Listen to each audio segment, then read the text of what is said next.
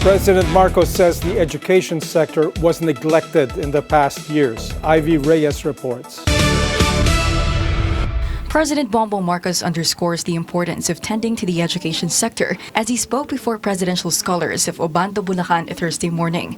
Naiwanan lang tayo ng kaunti dahil sa nakaraang ilang taon hindi masyadong nabibigyan ng atensyon ang ating education sector. Pero ngayon dahil sa aking paniniwala na ito nga ay karapatan ng bawat sa ating kabataan na sinong gusto mag-aral, kailangan meron silang paaralan, meron silang paraan upang makapag-aral na mabuti at maganda ang magiging instruction sa kanila. Kaya't namin binuo itong programa na ito. The Department of Education was previously headed by Vice President Sara Duterte before now Education Chief Sonny Angara stepped in 2024. Education is not a privilege, PBBM said. It is a right that should be afforded by everyone, which is why the government should ensure the education sector works in favor of the people.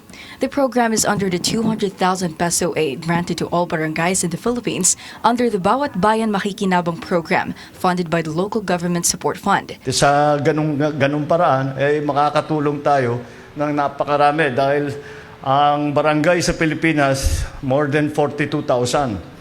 Kaya't kung kada barangay makakakuha tayo ng 5, more than 200 to 210 plus thousand ang natutulungan natin. The selection of presidential scholars puts a prime on graduating students who face financial problems. Each beneficiary receives a 20,000 peso cash aid from their local government. Marcos advised the presidential scholars to use the cash aid well and remember how education is a lifetime asset to help build communities and improve lives. The president wished the students luck and hoped to see them holding diplomas the next time he drops by Obando, Bulacan. For B360, Ivy Reyes, Billionaire News Channel.